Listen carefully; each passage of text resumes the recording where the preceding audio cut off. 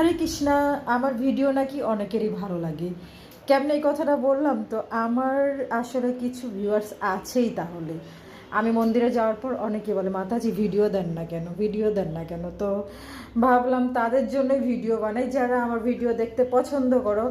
আর দামোদর মাস চলতেছে, তোমরা তো জানোই দামোদর মাসে আমার প্রিয় বন্ধু, বোন বলবো বা বন্ধু বলি, যাই বলি, তার সাথে আমার খুব ভালো একটা সম্পর্ক। তাকে নিয়ে আমি মন্দিরে গিয়েছিলাম প্রদীপ দেখাতেও।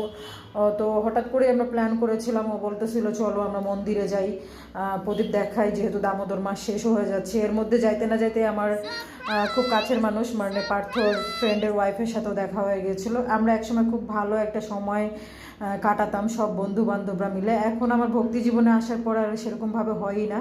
তারপর প্রদীপ দেখানোর পর আমরা চলে গিয়েছিলাম পার্কে। তো আমাদের দিনটা তো এমনিই কাটলো। তোমাদের কেমন কাটছে অবশ্যই বলো। রাধে রাধে।